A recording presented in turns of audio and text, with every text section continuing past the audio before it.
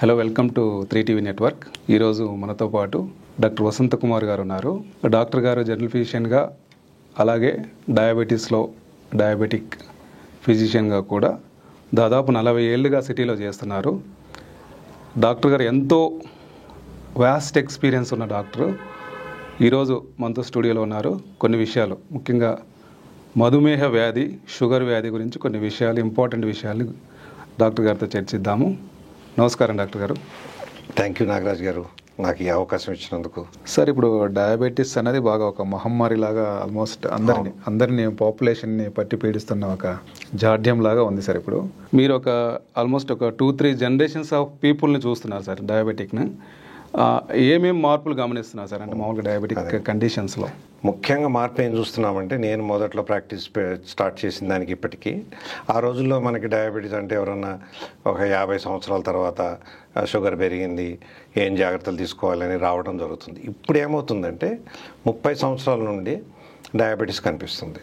ఎందుకంటే ఇవాళ శరీరంలో మార్పులు, ఆహార నియమాలు సరిగ్గా డిఫరెంట్ ఫుడ్ తినటం. సో ఇప్పుడు ముఖ్యంగా నేను గమనించింది ఏంటంటే, ఈ రోజుల్లో 50-55 సంవత్సరాలు ఒక వ్యక్తి, తల్లి కావచ్చు తండ్రి కావచ్చు, వాళ్ళ 30 ఏళ్ల అబ్బాయిని తీసుకొని వస్తున్నారు. మా వాడికి సడన్లీ షుగర్ పెరిగింది సార్, చాలా హై ఉందని. అంటే మనకేమనిపిస్తుంది, ఇప్పుడు అక్కడ ఒక పేషెంట్ చూస్తున్నాము, 30 ఏళ్ళు ఉన్న అబ్బాయిని. తర్వాత తల్లిదండ్రుల్ని చూస్తాము. వాళ్ళని చూస్తే వాళ్ళలో ఉన్న బాధ, యాంగ్జైటీ కానీ, టెన్షన్ కానీ విపరీతంగా కనిపిస్తుంది. అది నేను ఇంతకుముందు చూడకపోయేవాడిని. ఇప్పుడు ఇది జరుగుతుంది. ముఖ్యంగా అంటే డయాబెటీస్ యంగ్ పీపుల్లో వస్తుంది. చిన్నపిల్లల్లో కూడా చూస్తున్నారా సార్ అంటే డయాబెటీస్? అవును, చిన్నపిల్లల్లో డయాబెటీస్ అంటే ఏంటంటే నాగరాజ్ గారు, ముఖ్యంగా మనం డయాబెటీస్ని తీసుకుంటే, బ్రాడ్గా తీసుకుంటే ఇవి 2 రకాలు. ఒకటేమో టైప్ 2 డయాబెటీస్ అంటాం, ఏదైతే పెద్దవాళ్ళలో వస్తుంది. పెద్దవాళ్ళు అంటే యుక్త వయసులో కూడా రావచ్చు. ఇంకోటి మీరు అడిగిన ప్రశ్నకి, డయాబెటీస్ చిన్నపిల్లల్లో ఉండటం అనేదాన్ని మనం టైప్ 1 డయాబెటీస్ అంటాం. అది పేరు ఒకటైనా యాక్చువల్గా రెండిట్లో చాలా తేడా ఉంది. ఈ టైప్ 1 డయాబెటీస్ అనేది సివియర్ జబ్బు.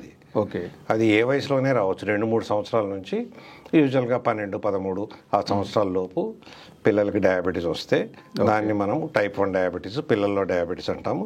దాని సిచ్యువేషన్ పూర్తిగా వేరే విధంగా ఉంటుంది. చాలా సివియర్గా ఉంటుంది అనమాట ఆ డయాబెటీస్. ఫస్ట్ టైం రావడమే పిల్లలకి బాగా ఏదైనా హై ఇన్ఫెక్షన్ రావడము, షుగర్ 300-400 ఉండటము, వాళ్ళు పాపం తల్లిదండ్రులు చాలా యాంగ్జైటీ, టెన్షన్, లేకపోతే హాస్పిటల్ అడ్మిట్ కావటము, అట్లా మొదలవుతుంది. సో మీరు అన్నదానికి సమాధానం, పిల్లల్లో కూడా డయాబెటీస్ చూడొచ్చు, చిన్నపిల్లల్లో చూడొచ్చు. సార్, ఇంకొకటి, పాశ్చాత్యులకి ఇండియన్స్కి ఉన్న డయాబెటిక్ కండిషన్లో తేడాలు ఏం చూస్తాం సార్ మనం? ఎలా ప్రజెంట్ అవుతుంది అది? అవును, తేడాలు చాలా ఉన్నాయి. ఇప్పుడు మనము వెస్టర్న్ వైట్ పాపులేషన్ తీసుకుందాము. అమెరికా ఖండం కావచ్చు, లేకపోతే యూరోప్లో, వాళ్ళని మామూలు ఇంగ్లీష్లో మనం కాకేషియన్స్ అంటాం, వైట్ పీపుల్ని. వాళ్ళలో డయాబెటీస్ చాలా ఇయర్స్ నుంచి ఉంది, కానీ వాళ్ళల్లో అర్బనైజేషన్ అనేది 20-30 ఏళ్ల కింద అయిపోయింది.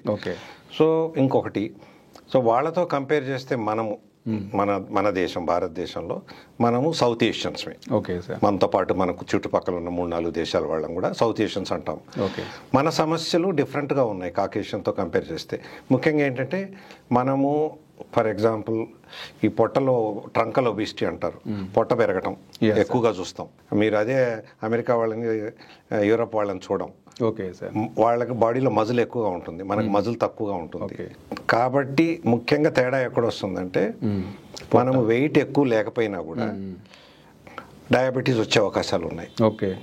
వెయిట్ ఎక్కువ ఉన్న వాళ్ళకి ఎట్లాగో వస్తుంది, కానీ మామూలుగా మోడరేట్ కూడా, ఇప్పుడు మామూలుగా మనం ఒక లెక్కమటి, ఇప్పుడు నా హైట్ 5 feet 6 inches, ఈ వెయిట్లో 65-70 కిలోలు ఉన్న వాళ్ళకి కూడా డయాబెటీస్ వస్తుంది మన దేశంలో. కారణం ఏంటంటే ఎన్నో ఉన్నాయి. లో వెయిట్ వాళ్ళల్లో కూడా మనం డయాబెటీస్ ఇండియాలో చూస్తాము. ఇంకోటి, నేను మీకు ఇందాక చెప్పాను కదా, చిన్న వయసులో కూడా మనం డయాబెటీస్ ఎక్కువగా చూస్తున్నాము. ఈ పెక్యూలియర్ పాయింట్స్ ఏమున్నాయి సార్, అంటే మనము గమనించిన వాటిలో ఈ ఇండియన్స్కి మాత్రమే ఉన్నవి? మీరు ఒకటి బెల్లీ ఫ్యాట్ ఒకటి చెప్పారు. అవును, కరెక్ట్. బెల్లీ ఫ్యాట్ తో పాటు మనకు ఫ్యాట్ ఎక్కువ ఉంది. ఫ్యాట్ ఇక్కడ ఎక్కువ ఉంది, బాడీలో కూడా మజిల్ తక్కువ ఉంది. ఫ్యాట్ ఎక్కువ ఉంది. అందుకే మనల్ని వాళ్ళు థిన్ ఫ్యాట్ ఇండియన్స్ అంటారు. అమెరికన్స్ కానీ వాళ్ళు, మీరు వెయిట్ ఎక్కువ లేరు కానీ మీకు ఫ్యాట్ ఎక్కువ ఉంది. సో అదొక పెక్యులారిటీ మనలో. దాంతోపాటు వయసు, చిన్న వయసులో రావడము. మూడోది ఏంటంటే, మనకి ఇప్పుడు 5 years 10 years డయాబెటీస్ రాగానే వేరే వాళ్ళతో కంపేర్ చేస్తే కాంప్లికేషన్స్ ఎక్కువగా చూస్తున్నాం మన ప్రజల్లో. దానికి ఎన్నో కారణాలు కావచ్చు. తర్వాత మనకి జెనెటిక్గా కూడా ప్రీడిస్పోజబిలిటీ ఎక్కువగా ఉంది ఏషియన్స్కి, ముఖ్యంగా సౌత్ ఏషియన్స్కి, మన ఇండియన్స్లో జెనెటిక్గా మనకు కొన్ని కారణాలు ఉన్నాయి డయాబెటీస్ ముందు రావడం. ఇందాక అన్నట్టు బెల్లీ ఫ్యాట్ కావచ్చు, థిన్ ఫ్యాట్ అంటున్నాము. 1-2 సార్లు చాలా టిపికల్గా మా ఒక డాక్టర్ గారు, ఆయన 65 కిలోలు ఉంటాడు, ఇండియన్, మహారాష్ట్రను. ఆయన ఫ్రెండ్ అమెరికన్ డాక్టర్. ఇద్దరు ఒకటే వెయిట్తో వాళ్ళు బాడీ ఫ్యాట్ మెజర్మెంట్ చేశారు. ఈయనకేమో 65% ఉంది ఫ్యాట్, ఆయనకి 35% ఉంది. అది ఎగ్జాంపుల్ కింద దాదాపు మా ఇండియాలో మనం ఎక్కడ డాక్టర్స్ మీటింగ్ లో ఉన్న ఆ ఫోటో చూపిస్తూ ఉంటాము, అందరూ అర్థం చేసుకోవాలి. ఏం తేడా వస్తుంది సార్ ఇప్పుడు? ఫ్యాట్ ఎక్కువ అండి, మజిల్ తక్కువ ఉన్న వాళ్ళు, మజిల్ ఎక్కువ అండి, ఫ్యాట్ తక్కువ ఉన్న వాళ్ళు, ఏం డిఫరెన్సెస్ చూస్తాం? ముఖ్యంగా కారణం ఏంటంటే మనం ఈ బాడీలో ఫ్యాట్ ఎక్కువగా ఉన్నప్పుడు డయాబెటీస్ ఎక్కువగా వచ్చే అవకాశాలు ఉన్నాయి వాళ్ళు కంపారిటివ్గా చూస్తే. అందుకే మనం మామూలుగా ఇది బేసల్ మెటబాలిక్ ఇండెక్స్ అంటే BMI అంటాం. వెయిట్ ఒకటే చూడకుండా వెయిట్ చూస్తేనే మన హైట్ తెలియదు కదా, హైట్ వెయిట్ రెండింటిని కలిపి ఈ మనిషి BMI ఎంత ఉంది అని చూస్తాం. ఇప్పుడు BMI ఇప్పుడు అమెరికాలో కానీ మళ్ళీ అగైన్ యూరోపియన్స్ చూస్తే వాళ్ళకి 25 కన్నా ఎక్కువ ఉంటే వాళ్ళు ఓవర్ వెయిట్ ఉన్నారు, డయాబెటీస్ వస్తుంది అంటున్నారు. మన దగ్గర 23 ఉంటేనే, ఎక్కువ ఉంటే డయాబెటీస్ వచ్చే అవకాశం.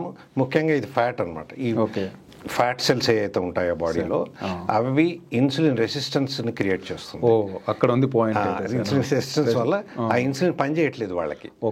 ఇన్సులిన్ అంటే, ఇన్సులిన్ అనే హార్మోన్ ఏంటంటే మన బాడీలో రకరకాల టిష్యూస్ ఉన్నాయి కదండి, బ్రెయిన్ కావచ్చు, హార్ట్, లంగ్స్, కిడ్నీ, వీటన్నిటికీ గ్లూకోజ్ అవసరం. ఆ గ్లూకోజ్ వాడుకోవాలంటే ఇన్సులిన్ ద్వారానే జరుగుతుంది. ఈ ఫ్యాట్ సెల్స్ ఎక్కువ ఉన్న వాళ్ళకి ఆ ఇన్సులిన్ సరిగ్గా పనిచేయదు, దాన్ని ఇన్సులిన్ రెసిస్టెన్స్ అంటాం. సో ఈ టైప్ 2 డయాబెటీస్, పెద్దవాళ్ళలో వచ్చే డయాబెటీస్లో ఈ ఇన్సులిన్ రెసిస్టెన్స్ ఎక్కువగా ఉంటుంది. దానివల్ల వాళ్ళకి షుగర్స్ రేజ్ అయిపోతాయి, ఇక మిగతా ఇష్యూస్ అన్నీ మొదలవుతాయి. సరే, ఇప్పుడు మనం పెద్దవాళ్ళలో వచ్చే టైప్ 2 డయాబెటీస్ని ఇన్సులిన్ రెసిస్టెన్స్ డయాబెటీస్ అంటామా, ఇంకా వేరే కూడా కలిసి ఉంటాయా? అవును, ఇన్సులిన్ రెసిస్టెంట్ డయాబెటిక్ అంటాం. ఆ టర్మ్ వాడము, బట్ యాక్చువల్గా ఉన్నది ఇన్సులిన్ రెసిస్టెన్సే వీళ్ళలో, మేజర్గా ఇన్సులిన్ డెఫిషియన్సీ కాదు. చాలా సార్లు అనుకుంటాం మనము, అయ్యో వీళ్ళకి ఇన్సులిన్ తయారు కావట్లేదు, అది నిజం కాదు. ఒక్కొక్కసారి ఇన్సులిన్ రెసిస్టెన్స్ ఎక్కువ ఉండి వాళ్ళలో ఇన్సులిన్ ఎక్కువ కూడా ఉంటుంది. దాన్ని మనం మెడికల్ టర్మ్ హైపర్ ఇన్సులినిమియా అంటాం. అంటే వాళ్ళలో ఇన్సులిన్ చెక్ చేసామనుకోండి, డయాబెటిక్ పేషెంట్ కూడా ఇన్సులిన్ హై లెవెల్లో ఉంటుంది. అది ఒక ప్రాబ్లం. ఆ హై డయాబెటీస్లో ఇన్సులిన్ ఎక్కువ ఉండటం వల్ల కూడా మిగతా సమస్యలు చాలా వస్తాయి. ఇప్పుడు మన ఫ్యాట్ సెల్స్ లాగా ఇన్సులిన్ ఎక్కువ ఉండటం మూలాన కూడా అది బ్లడ్ ప్రెషర్ని పెంచవచ్చు, ఇంకా మిగతా సమస్యలు కూడా తీసుకురావచ్చు. సరే, ఇప్పుడు పెద్దవాళ్ళలో మనం ఇన్సులిన్ రెసిస్టెన్స్ అంటే షుగర్ అని అంటున్నాం కదా, పిల్లలనేమో అసలు అది అలా కాకుండా అసలు ఇన్సులిన్ ప్రొడక్షనే ఉండదని అంటారు కదా. మీరు ఒక 25 yearsగా ముఖ్యంగా ఈ చిల్డ్రన్లో వాళ్ళకి సంబంధించిన షుగర్ విషయంలో చాలా సర్వీస్ చేస్తున్నారు. ఈ వీళ్ళకి సంబంధించిన విషయాల్లో మనం అంటే మీరు గమనించిన అంశాలు ఏంటి సార్? యాక్చువల్గా ముఖ్యంగా ఏంటంటే నాగరాజ్ గారు, ఇప్పుడు నేను ఈ డయాబెటిక్ పిల్లలకి సహాయం చేయటము, వాళ్ళని పూర్తిగా మనమే జాగ్రత్తలు తీసుకొని వాళ్ళకి ట్రీట్మెంట్ ఇవ్వడానికి కారణం ఏంటంటే వీళ్ళందరూ కూడా కొద్దిగా బీదవాళ్ళు వీళ్ళు పిల్లలు. ఇప్పుడు ముఖ్యంగా మనం అర్థం చేసుకోవాల్సింది, పిల్లల్లో డయాబెటీస్ వస్తే వాళ్ళు రోజు ఒక కనీసము 3-4 సార్లు ఇన్సులిన్ ఇంజెక్షన్ తీసుకోవాలి. వాళ్ళు ఎంత చిన్నవాళ్ళు కావచ్చు, పెద్దవాళ్ళు కావచ్చు. తర్వాత వాళ్ళు బ్లడ్ షుగర్ కూడా ఫ్రీక్వెంట్గా చూసుకోవాలి, లేకపోతే blood sugar up and down అయిపోయి ప్రాబ్లమ్స్ వస్తాయి. ఇన్సులిన్ తయారు కాని రోజుల్లో ఇప్పుడు మనకి ఇప్పుడు ఇన్సులిన్ ఒక 120 సంవత్సరాలు అయిపోయింది, 110 సంవత్సరాలు అయింది వచ్చి. రాకముందు అసలు ఈ పిల్లల్లో డయాబెటీస్ ఎవరైనా వస్తే వాళ్ళు కొన్ని నెలలే బతికేవాళ్ళు, ఎక్కడైనా, అమెరికాలో కావచ్చు, ఎక్కడైనా. ఇప్పుడు అట్లాంటిది ఇన్సులిన్ ఉండటం మూలాన పిల్లలు కొద్దిగా ఆరోగ్యం బాగా చేసుకొని వాళ్ళు జాగ్రత్తలు తీసుకుంటే వాళ్ళకు ఒక మంచి అవకాశం దొరికితే, ఒక డాక్టర్ కానీ ఇన్సులిన్ అవైలబుల్ కానీ.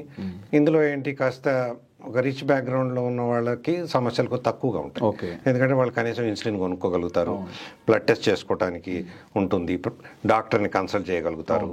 కాబట్టి వాళ్ళ కొద్ది గుడిలో మెల్ల వాళ్ళ పరిస్థితి బెటర్. పిల్లల దగ్గరికి వచ్చేవరకు సమస్యలు చాలా ఉన్నాయి. వాళ్ళు ఎటు పోవాలి? గవర్నమెంట్ హాస్పిటల్లో పోవాలి. మన గవర్నమెంట్ హాస్పిటల్లో a primary health సెంటర్లోనో, taluka health సెంటర్లో ఈ పిల్లల్ని ట్రీట్ చేయగలిగే నాలెడ్జ్ ఉన్న డాక్టర్స్ ఉండకపోవచ్చు. అక్కడ ఇన్సులిన్ కూడా ఉండదు.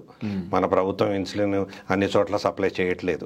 చాలాసార్లు నేను అన్ని రాష్ట్ర ప్రభుత్వాలకు కూడా ఎన్నోసార్లు వాళ్ళ దృష్టికి తీసుకొచ్చాము. కొంత మెరుగు కూడా అయింది. ఇప్పుడు కొన్ని చోట్ల ఇన్సులిన్ ఉంటుంది, కానీ అది రెగ్యులర్గా ఉంటుందా తెలియదు.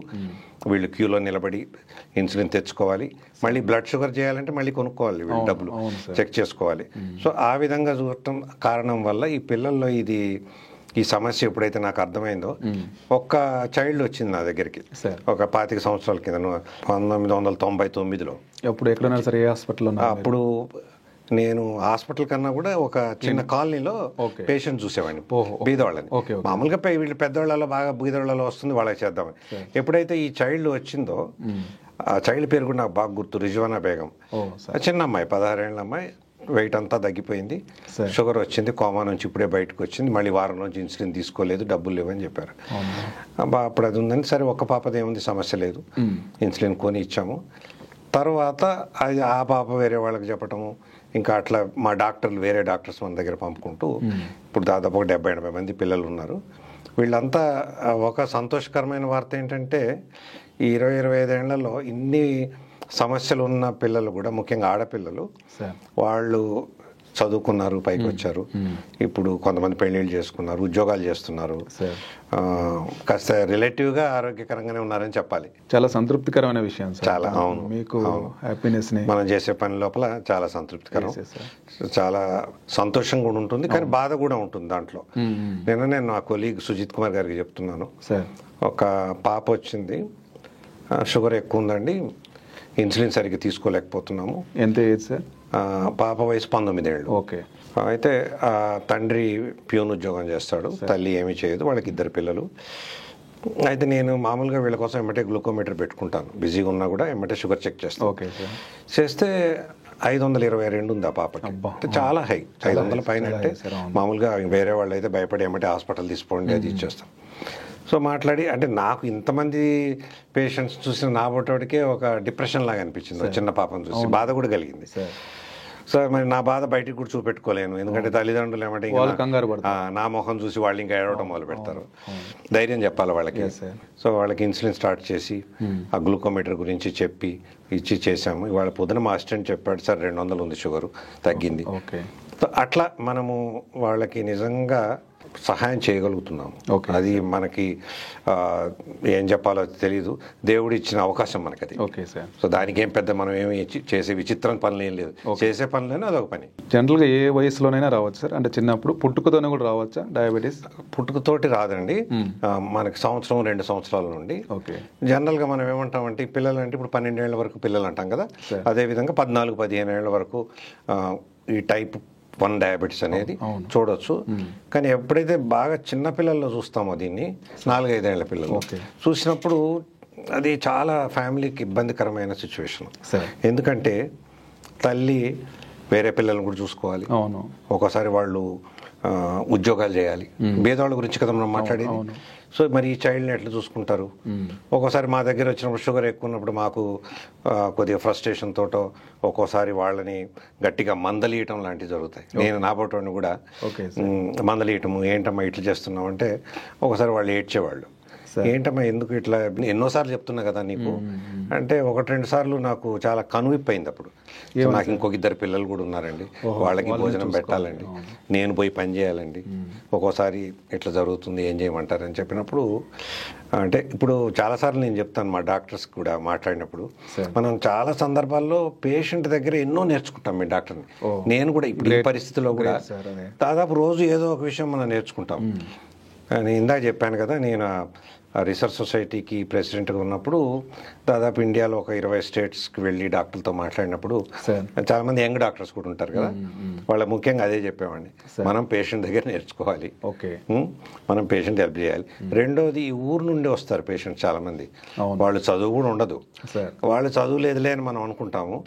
నేను ఒకటే మాట చెప్తాను, మనం జనరల్గా ఇది టాక్ ఇచ్చినప్పుడు ఇంగ్లీష్లో మాట్లాడతాం కదా, సో నేను అదే అంటాను, వాళ్ళు మనకన్నా విజడం ఎక్కువ ఉంటుంది, వాళ్ళకి చదువు రాదు కానీ విజడం ఎక్కువ ఉంటుంది, వాళ్ళ దగ్గర మనం నేర్చుకోవాలి. ప్రాపంచిక జ్ఞానం ఉంటుంది, ఆ ప్రాపంచిక జ్ఞానం, వాళ్ళు ఏం చెప్తారో తెలియదు, మనకు తెలియని విషయాలు చాలా చెప్తారు అనేది. అంటే ఈ ఓవర్ ది ఇయర్స్ నేను నేర్చుకున్న ముఖ్యమైన విషయాల్లో ఇదొకటి. పేషెంట్ దగ్గర నేర్చుకోవాలి, చదువు రాదని వాళ్ళని మనం పక్కన పెట్టేయద్దు, వాళ్ళ దగ్గర చాలా నేర్చుకోవాలి. నేర్చుకోవడం వల్ల మనం ఇంకా 10 మంది సహాయం చేయగలుగుతాం. చాలా ఇంపార్టెంట్ పాయింట్ ఇది. మనం ఒకసారి ఈ పాయింట్ నెగ్లెక్ట్ చేస్తాము. ఎన్నోసార్లు కాన్ఫరెన్స్లో డాక్టర్స్ తోటి మనం ఎంతసేపు సైన్స్ గురించి మాట్లాడతాం కదా, ఇది సైన్స్ కాకుండా కొద్దిగా పక్క జరిగి తోడ హట్కే అంటాం కదా, పక్క జరిగి ఇవి చెప్తూ ఉంటాను నేను. సైన్స్ కాకుండా ఇది ఆర్ట్ ఏమో సార్, అంతే, ఆర్ట్ కరెక్టే, art and science of medicine. అవును, పాత రోజుల్లో ఆర్ట్ ఎక్కువ ఉండేది కదా, పాత డాక్టర్లు మీరు చూస్తే వాళ్ళు మనిషిని చూసి పూర్తిగా చెక్ చేసేవాళ్ళు, స్టెథోస్కోప్ పెట్టి అన్ని చూసేవాళ్ళు, ఎమ్మటే స్కానింగ్లు అడగరు వాళ్ళు. ఇప్పుడు మారిపోయింది, సిచ్యువేషన్ మారిపోయింది. దానికి మనం ఇన్వెస్టిగేషన్స్ కూడా చేస్తున్నాం. అందుకే పేషెంట్స్ కూడా చాలాసార్లు మా మీద ఒక రకమైన అనుమానాలు రావడం కానీ ప్రొఫెషన్ మీద జరుగుతుంది కొన్ని కారణాల వల్ల. సార్ మీరు పుట్టుకతోనే రాదన్నారు, 2 years ఆ లోపల బయటపడొచ్చున్నారు కదా సార్, అంటే రిస్క్ ఫ్యాక్టర్స్ ఏంటి వీళ్ళు రావడానికి, పిల్లల్లో ఏమున్నాయి అసలు? అది ఇంపార్టెంట్ పాయింట్. పేదవాళ్ళనే వస్తుందా, ఈవెన్ రిచ్ పీపుల్లో కూడా వస్తుందా? యాక్చువల్గా చాలా రీసెర్చ్ జరుగుతూ ఉంది. మన వరల్డ్ వైడ్గా చూస్తే ఈ స్కాండినేవియన్ కంట్రీస్లో పిల్లల్లో డయాబెటీస్ ఎక్కువ ఉంది. యూరోప్లో స్కాండినేవియా పార్ట్ పైన, ఓకే సార్, అదే కోల్డ్ కంట్రీస్ అవి, నార్వే అట్లాంటివేమో, Finland, Norway, Sweden, Finland, Denmark, వాళ్ళ దగ్గర ఎక్కువ ఉంది. మిగతా కంట్రీలో కూడా ఉంది, బట్ తేడా కొద్దిగా. ఓకే, ఏం అబ్జర్వ్ చేస్తారు వాళ్ళు? ఇదేంటంటే ఇప్పుడు మనము వాళ్ళలో ఇన్సులిన్ తయారు కాదు ఈ పిల్లల్లో. దానికి కారణం ఏదైతే ఇన్సులిన్ తయారు చేసే హార్మోన్ తయారు చేసే ఏదైతే గ్రంథి ఉందో ప్యాంక్రియాస్ అంటాము, ఆ ప్యాంక్రియాస్లో బీటా సెల్స్ అనేవి ఈ ఇన్సులిన్ తయారు చేస్తుంది. ఆ బీటా సెల్స్ డిస్ట్రాయ్ అయిపోతాయి వీళ్ళల్లో. ఓకే, అయితే ఎందుకు జరుగుతుంది అనే దాని మీద చాలా రీసెర్చ్ జరుగుతుంది. ముఖ్యంగా ఏదైనా వైరల్ ఇన్ఫెక్షన్ వచ్చినప్పుడు ఆ ప్యాంక్రియాస్ దెబ్బతింటుంది. కొద్ది రోజుల్లో దెబ్బతినేసి ఇంకా అది పనిచేయదు. ఇంకా ఇన్సులిన్ దాదాపు 0 లెవెల్కి వెళ్ళిపోతుంది. వెళ్ళిపోయినప్పుడు ఇంకా వాళ్ళలో నేను ఇందాక చెప్పాను కదా, చాలా సీరియస్ అయిపోతారు. షుగర్ 300, 400, 500 పోతూనే ఉంటుంది. చాలాసార్లు కోమాలోకి వెళ్ళిపోతారు. ఈవెన్ మనల్లో ఇప్పుడు పూర్ పీపులే కాక రిచ్ పీపుల్లో కూడా ఈ సమస్య రావచ్చు. కాకపోతే వాళ్ళల్లో కొద్దిగా అవేర్నెస్ ఎక్కువ ఉంటుంది కాబట్టి ఎవరైనా చైల్డ్ బరువు తగ్గిపోతున్నారు, ఏంటంటే కారణం తెలియట్లేదు, అంత బాగానే ఉంది, తింటుంది ఆహారం మా పాప, అయినా కూడా 10 కిలోలు తగ్గిందండి 3 నెలల్లో, ఇట్లాంటి అన్నప్పుడు షుగర్ చెక్ చేస్తే సడన్లీ డయాబెటీస్ అనేది బయటపడుతుంది. ఇంకొకటి ఎఫోర్డ్ చేసేగలిగే వాళ్ళకి కానీ, ఇప్పుడు మనం వేరే అమెరికా అట్లాంటి దేశాల్లో ఈ పిల్లలకి ఇన్సులిన్ పంప్స్ పెడతారు. ఇన్సులిన్ పంప్ పెట్టి అది కంటిన్యూస్గా ప్రతి ½ an hourకి ఇన్సులిన్ ఇస్తూ ఉంటుంది లోపలికి ఎక్కిచ్చేసి. కాబట్టి ఇప్పుడు మన పిల్లల్లాగా 3-4 సార్లు గుచ్చుకునే పని లేదు. ఇప్పుడు కొత్తగా దాన్ని ఆర్టిఫిషియల్ ప్యాంక్రియాస్ అంటున్నాము. అదేంటంటే ఒక పంప్ ద్వారా ఇన్సులిన్ అరగంటకు పోతుంది. దాంట్లోనే ఇంకొక ఇన్స్ట్రుమెంట్ ఏముంటుందంటే బ్లడ్ షుగర్ చెక్ చేస్తూ ఉంటుంది కంటిన్యూస్. ఆ 2 చిన్నవి నీడిల్ ఉండదు, ఇంకా స్మాల్గా అవి పాలిథీన్ అయిపోతాయి. ఒకటి చెక్ చేసుకుంటూ ఒకటి ఇన్సులిన్ ఇచ్చుకుంటూ ఉంటుంది, లేటెస్ట్ది. అందులో పొట్ట దగ్గర పెడతారు, చిన్నగా ఉంటుంది. పాత రోజుల్లో పేజర్ ఉండేది చూడండి, ఆ లెవెల్లో ఉంటుంది. దాంట్లో నుంచి నొప్పి కూడా ఉండదు. అది ఒకసారి పెడితే ఒక వారం రోజులు ఉంచవచ్చు. అది క్యాన్లైన్ తర్వాత తీస్తారు. పిల్లలు మామూలుగా ఆడుకోవచ్చు, పోవచ్చు, స్నానం చేసేటప్పుడు తీసేయాలి. బయట దేశాల్లో బాగా వాడతారు అవి. మన దేశంలో ఇప్పుడు ఇంకా గవర్నమెంట్ ఇచ్చే పరిస్థితి లేదు. మొన్ననే నిమ్స్లో నాకు నిమ్స్ ఎండోక్రైనాలజిస్ట్ కలిసి ఇక్కడ కొన్ని ఇస్తున్నాం సార్, ఆరోగ్యశ్రీ కింద వాటి కింద పంప్స్ ఇస్తున్నాము అంటే, నేను ఆమెను అడిగాను, మరి పంప్స్ ఇస్తున్నారమ్మా, మరి ఇన్సులిన్ కూడా ఇస్తారా? ఆ పంపులో పెట్టే ఇన్సులిన్ ఎక్స్పెన్సివ్ కదా అంటే, మళ్ళీ అది వేరే ప్రయత్నం చేయాలి సార్ అది అని. ఇట్లా సమస్యలు ఉన్నాయి. ఏదున్నా పంప్ అనేది చాలా గొప్ప విషయం ఎఫోర్డ్ చేసే వాళ్ళలో. మన అందరికీ ఆ పంపు దొరుకుతుందని నేను హోప్. పిల్లల్లో సరే, అంటే ముఖ్యంగా మనం ఇన్సులిన్ తీసుకుంటున్నప్పటికీ, బ్లడ్ షుగర్ రెగ్యులర్గా చెక్ చేసుకుంటున్నప్పటికీ కూడా వాళ్ళు తీసుకోవాల్సిన జాగ్రత్తలు ఏముంటాయి సార్ వాళ్ళ? ఎందుకంటే సహజీవనం చేయాలి, చాలా ఏం జాగ్రత్తలు తీసుకోవాలి? వాళ్ళు తీసుకోవాల్సిన జాగ్రత్తలు చాలా ఉన్నాయి. అది నిజంగా కూడా ఒక్కోసారి నేను డాక్టర్గా చెప్పినా కూడా, ఇప్పుడు మధ్యలో మీ బోటి వాళ్ళు విన్నారనుకోండి, ఏంటి డాక్టర్ ఇంత ఇంప్రాక్టికల్గా మాట్లాడుతున్నారు అనిపిస్తుంది మీకు. అట్లా ఉంటాయా సార్? అంత ఉంటాయి. ఎందుకంటే ఇప్పుడు మా పిల్లలు చదివే గవర్నమెంట్ స్కూల్లో పోతారు. వాళ్ళని 3-4 ఇంజక్షన్లు తీసుకోమంటాం. మధ్యాహ్నం ఎక్కడ తీసుకోవాలి? వాళ్ళు స్కూల్లో తీసుకోవాలి. ఆడపిల్లలు ఎట్లా తీసుకోవాలి? గవర్నమెంట్ స్కూల్లో.